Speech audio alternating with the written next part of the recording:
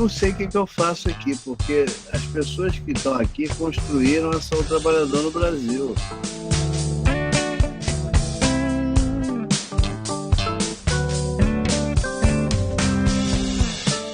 É um espaço super gostoso esse daqui. Essa proposta que eu vou apresentar já foi mexida a muitas mãos, foi construída a muitas mãos, né? Foram meses aí de conversas, né? De indignações, e aí a gente acabou fazendo essa proposta que já não é de um grupo nem nada, mas sim de um coletivo. A gente tem aqui um rol de pessoas, estou vendo aqui o Heleno na minha frente, né? Querido amigo, né? Figura histórica, Lacaz também está ali do lado. Lacaz, Leni, nossa. Leni.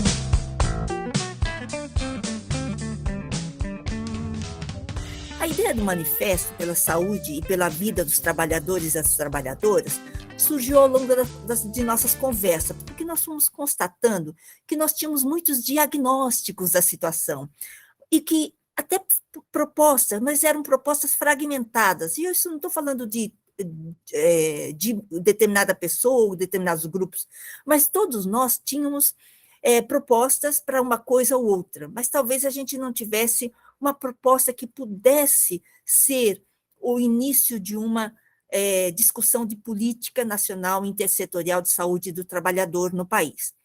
No dia 5 de julho, nós realizamos uma reunião ampliada, que foi muito animada, com dirigentes sindicais, pessoas de muitos movimentos sociais, militantes do campo da saúde do trabalhador, né? E os desdobramentos estão sendo divulgados sempre no portal, os desdobramentos são divulgados no portal do Instituto Walter Eliezer, né? Mais especificamente no mural do SINAST, né, como nós chamamos, constam apoios de pessoas, entidades físicas, pessoas físicas, ampliações da discussão, nós temos apoios de candidatos que foram achando que essa proposta poderia ser uma proposta interessante, né? E nós conseguimos incluir essa proposta nas diretrizes de política de saúde da Frente pela Vida. Então, que foi uma coisa muito importante para a gente. E qual é essa proposta? Em primeiro lugar, acho que a gente não pode ignorar os avanços que nós tivemos em alguns campos. Nós incluímos na Constituição Federal que a saúde é direito de todos e dever do Estado. Isso foi um grande avanço e uma grande conquista do movimento da reforma sanitária e do povo brasileiro. E ter reconhecido que a saúde se garante mediante políticas sociais e econômicas que visem a redução do risco de doença e de outros agravos foi um grande avanço. Isto é, a saúde, ela depende das políticas sociais e econômicas que influenciam o que nós comemos, qual a qualidade do que nós comemos, como alguém falou aí dos agrotóxicos, onde e como moramos, como nos locomovemos, onde e como trabalhamos. A saúde não depende apenas dos serviços de saúde, mas também deles, claro, quando se diz que o direito de todos também garante o acesso universal e igualitário às ações e serviços para a sua promoção, proteção e recuperação. Esse conceito, inscrito na Constituição Federal, tem lastro na Declaração Universal dos Direitos Humanos de 1948, que define que todo ser humano tem direito a um padrão de vida capaz de assegurar a si próprio e à sua família saúde e bem-estar, inclusive alimentação, vestuário, habitação, cuidados médicos, etc. Ou seja, o direito à saúde é indissociável do direito à vida, à igualdade entre as pessoas. Os nossos desafios passam por identificar como podemos avançar mais, né? E como tornar realidade o que está escrito como direito social, humano e legal. Recentemente, eu fui a uma reunião de campanha de um candidato a deputado federal, de quem eu gosto muito, e ele citou a importância do artigo 6º da Constituição Federal. Qual que é o artigo 6º, para quem não está lembrado aí? São direitos sociais, a educação, a saúde, a alimentação, o trabalho, a moradia, o transporte, o lazer, a segurança, a previdência social, a proteção à maternidade e à infância, a assistência aos desamparados, na forma dessa Constituição. O trabalho é central na vida de todos os adultos e, infelizmente, de muitas crianças. É central na vida de todas as famílias. O trabalho tem relação com a identidade das pessoas, com a saúde, com a vida, com a dignidade e com a sobrevivência em um país onde não há renda mínima universal. Apesar disso, esse candidato a deputado federal, de quem eu gosto tanto, se esqueceu de falar do trabalho quando ele citou o artigo 6º, né? Bom, eu vou elencar alguns elementos que nos levaram à proposta de criação do Sistema Nacional de Saúde do Trabalhador e da Trabalhadora. A nossa premissa é a da reforma sanitária, de determinação social da saúde. Isto é, nós vivemos, adoecemos e morremos conforme nosso lugar no mundo e nossa inserção na sociedade, locais onde moramos, como trabalhamos, onde e como nos divertimos. Então, a nossa vida e saúde dependem de políticas econômicas e sociais. Exemplo, atualmente está em discussão no Congresso o PL do veneno, que acaba com o princípio da precaução e tende a liberar mais ainda os agrotóxicos. Fato que foi citado agora pelo Arthur Quioro na reunião que antecedeu a essa, né? Então, quem vai ter mais câncer, doença de Parkinson, malformações congênitas, serão os trabalhadores rurais e todos os que comem o que se produz no país, isto é, todos nós. Você passa o próximo slide, por favor? Isso. A eliminação de direitos trabalhistas e previdenciários, o enfraquecimento da organização sindical, assim como o impacto na subjetividade dos trabalhadores, são faces da mesma moeda. A precarização do trabalho está intimamente articulada à precarização social, resultam das demandas de uma economia instável e financeirizada, voltada a valorizar ações corporativas negociadas em escala global e tempo real. E tudo isso foi aprofundado nas reformas trabalhistas e previdenciárias, chamadas reformas, né, de 2017 e 2019.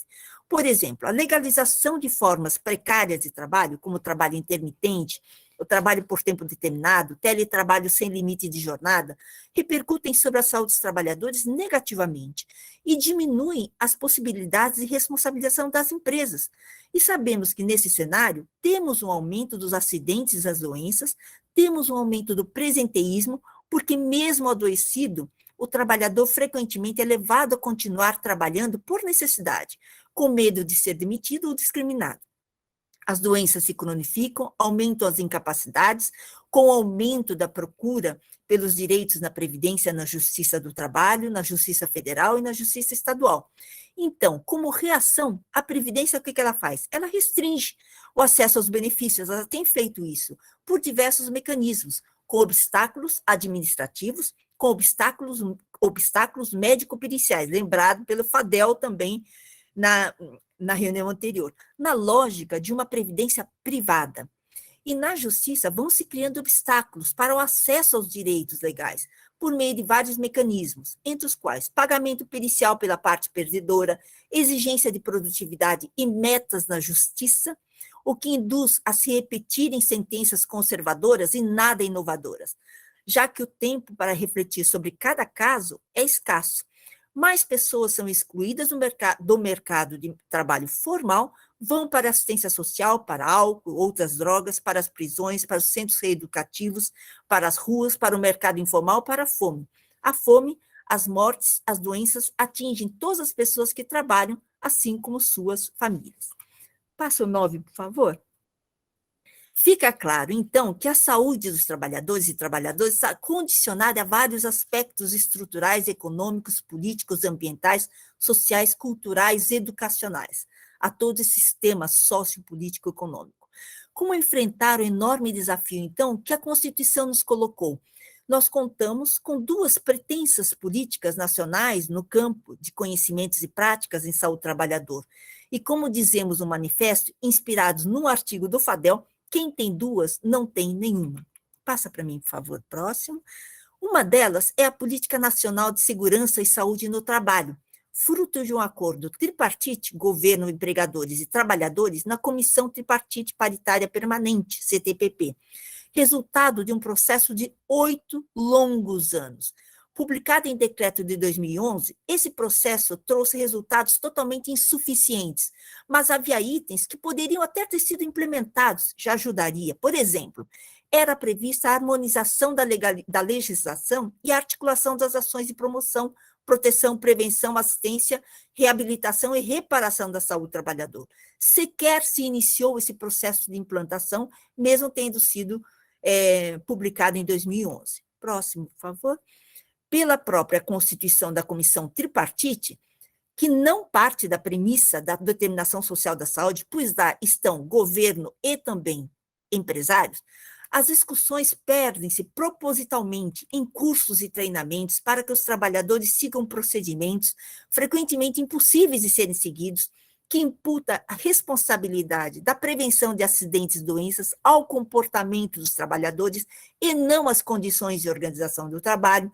Tudo isso quando sabemos que campanhas como acidente zero, criação de uma categoria de acidente de trabalho não registráveis, como a gente tem na Petrobras, por exemplo, induzem mais ainda a subnotificação. Essa CTPP, ela discute negociações, ela negocia limites de tolerância de exposição a substâncias químicas ou agentes físicos sem fundamentação em estudos, assumindo a existência de cidadãos de primeira e segunda classe, aqueles que podem se expor a limites negociados, limites aos quais os negociadores não exporiam seus filhos e entes queridos. Uma outra coisa também que a CTPP é mestra, sistemas de gestão, discutindo sistemas de gestão que aprisionam e não pressupõem qualquer participação dos trabalhadores, com acompanhamento dos impactos do trabalho na saúde por meio de exames periódicos, que, na verdade, são verdadeiros sinalizadores de quem é indesejável e deve ser demitido. E, para isso, contam com os profissionais do SESMIT, médicos, enfermeiros, engenheiros e técnicos de segurança, particularmente médicos e engenheiros, que são contratados para fazerem o que se espera deles em um sistema que tem o objetivo empresarial de diminuir custos, aumentar a produtividade e ocultar os acidentes e doenças. Trata-se de um exemplo típico da raposa tomando conta do galinheiro. Passam longe de qualquer mudança estrutural das condições e processos de trabalho. A reforma trabalhista, por exemplo, que muito influenciou na saúde dos trabalhadores, passou longe da CTPP, sequer foi discutido. Por outro lado, a liberdade dos trabalhadores nos locais de trabalho, que tanto importa para a saúde do trabalhador, passa também longe da CTPP. Sequer se discute essa questão. E nesse governo conseguiu-se piorar o que já era muito ruim, aumentando o poder das empresas, diminuindo o poder da fiscalização e dos trabalhadores e seus sindicatos. A próxima, por favor. A outra política é a Política Nacional de Saúde do Trabalhador e da Trabalhadora, no âmbito do SUS. Foi muito positiva, pois organiza as atribuições dos serviços e inclui todos os trabalhadores universalmente, independentemente da existência de vínculo empregatício, mas é unissetorial, embora fale que é intersetorial, fica na mão de um Ministério da Saúde ou um sistema, que é o Sistema Único de Saúde. E como nós constatamos diariamente, apenas um setor não dá conta da complexidade da questão da saúde do trabalhador nas suas raízes, com profunda relação com o modelo econômico do país e onde nós estamos geopoliticamente no mundo. Então, ficou muito claro para nós que era preciso avançar. Próximo, por favor. Há alguns anos, nós víamos já acompanhando o enfrentamento da fome pelo governo federal, nos governos Lula e Dilma, com o movimento Fome Zero, que se desdobrou na criação do Sistema Nacional de Segurança Alimentar e Nutricional, o SISAM. Assim como na saúde do trabalhador, para combater a fome, era preciso que muitos atores fossem envolvidos, institucionais e sociais, atores institucionais e sociais. Foi preciso, então, que se criasse um grande movimento e a divulgação de um objetivo por parte do núcleo duro do governo federal, especificamente pelo presidente da República. Genericamente, vejam só, em tese, ninguém é contra o combate à fome ou contra a segurança alimentar e nutricional. Ninguém vai se declarar contra o combate à fome.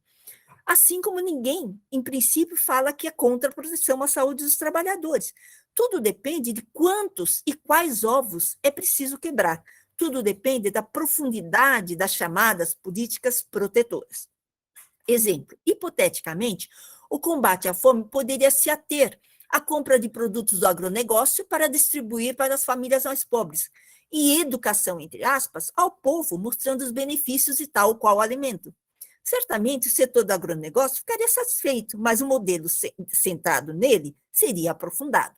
Ao contrário, a Política Nacional de Segurança Alimentar e Nutricional incluiu mudanças e prioridades para a aquisição de produtos da agricultura familiar, por exemplo, apenas um exemplo. Assim como no caso da saúde do trabalhador, se a política se restringir ao treinamento dos trabalhadores e campanhas para ter comportamentos seguros, o que significa individualizar a responsabilidade pela ocorrência de acidentes e doenças, e culpabilizar o acidentado ou o adoecido. Essa concepção permeia várias normas e leis, como, por exemplo, a atual CLT, quando se refere ao teletrabalho, no artigo 75E, diz que o empregador deverá instruir os empregados de maneira expressa e ostensiva quanto às precauções a tomar a fim de evitar doenças e acidentes de trabalho, e que o empregado deverá assinar um termo de responsabilidade, comprometendo-se a seguir as instruções fornecidas pelo empregador. Tenta-se, assim, eximir a empresa da responsabilidade pelo adoecimento, imputando essa responsabilidade ao trabalhador, que não teria seguido as instruções do empregador e por isso teria, então, adoecido. Próximo, por favor. Assim como a obesidade é um problema de saúde pública e suas causas não podem ser imputadas a comportamentos individuais, os acidentes e doenças relacionados ao trabalho tampouco podem ser imputadas a comportamentos individuais. No caso da obesidade, medidas que estimulem indivíduos a modificarem por si sós as suas práticas alimentares e de atividade física podem ser mais facilmente adotadas pelos governos e empresas, pois se alinham aos interesses e às estratégias de marketing da indústria de alimento, como a gente vê nesse slide. Próximo, por favor. No caso de acidentes e doenças relacionadas ao trabalho, diante de situações como essas que estão aí no slide, não há procedimentos individuais que deem conta da prevenção de doenças e acidentes. É como pedir para o motorista tomar cuidado para não passar por buracos e uma estrada totalmente esburacada. Os ambientes de trabalho, sejam do mercado formal ou informal, sejam do setor público ou privado, continuam com seus perigos, com suas insalubridades e com sua penosidade, e não raramente com a intersecção dessas características. Enquanto, então, não dermos passos no sentido de mudar de fato as condições de trabalho, continuaremos a enxugar o gelo. Próximo, por favor. Inspirados, então, nos pilares do Sistema Nacional de Segurança Alimentar e Nutricional, o SISAM, criado para combater a fome, de muito sucesso nos governos Lula e Dilma, e depois de conversar com pessoas que participaram do SISAM, nos convencemos que ali estava um caminho.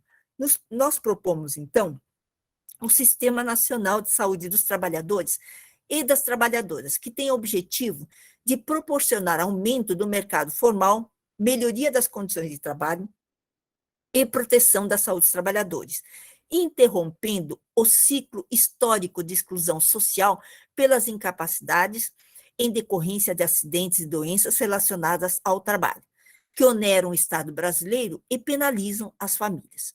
Os pilares são, primeiro, a saúde do trabalhador tem que ser assumida como uma questão estratégica pelo núcleo duro do governo federal. Portanto, não é uma política de um ou dois ministérios, é uma política de governo e de Estado. Ponto 2, a intersetorialidade necessária não é apenas dos ministérios que se ocupam e atuam sobre os mortos e feridos na guerra cotidiana dos espaços de trabalho, ou em ações de prevenção de acidentes e doenças somente no âmbito de uma empresa, que é sempre muito limitado, embora seja importante.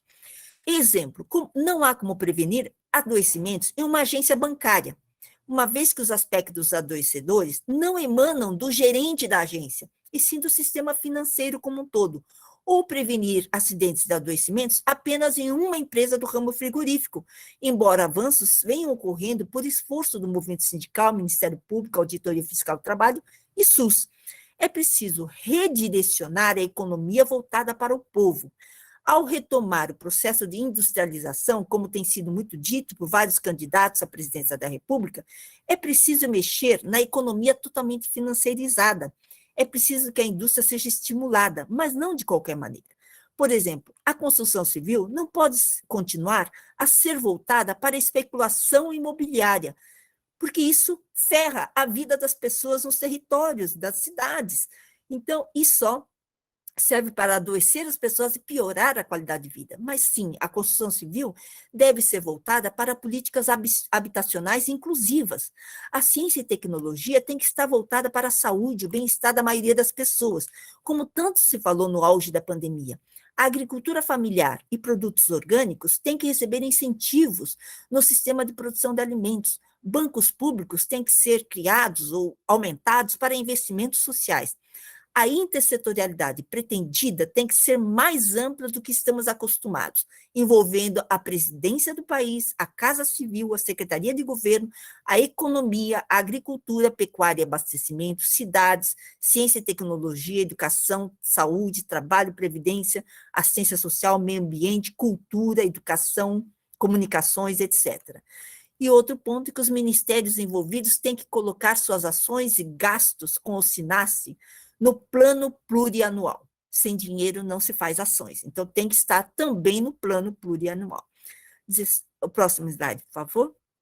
O SINASSE tem que ter enraizamento muito forte nos estados e municípios, pois são os estados e municípios que implementam ações nos territórios. O SINASSE tem que contar com a participação ativa das entidades sindicais, movimentos sociais, como o feminista, ambientalista, LGBTQIA+, antirracista, migrantes, indígenas, quilombolas, ribeirinhos, ocupações, movimentos sem terra, sem teto, né? Fundamental, porque todos eles, em todos esses movimentos, o trabalho é central na vida dessas pessoas e das famílias. Também o SINASSE tem que ter o SUS muito forte e, por suas características de universalidade e capilaridade, por meio da atenção primária da saúde, integralidade de atenção à saúde, participação e controle social, o Ministério da Saúde seria o coordenador do SINASSE, assim como todo o SUS teria uma centralidade nesse sistema.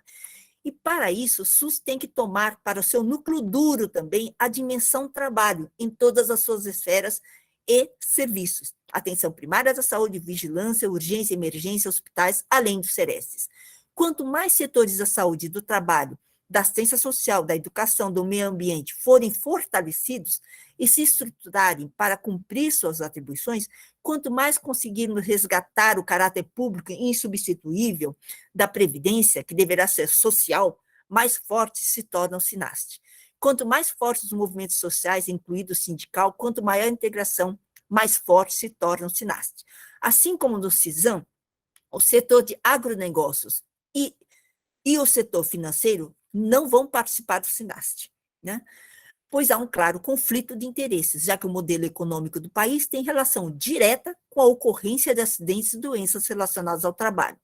Assim como os agronegócios, os agrotóxicos e o setor de ultraprocessados são adversários do CISAM, também as grandes corporações serão adversários, claro, de um SINASSE como nós queremos, mas com o SINASSE nós teremos mais poder de fogo e conseguiremos provavelmente disputar, pelo menos, com as áreas econômicas, inclusive do governo federal. Próximo, por favor.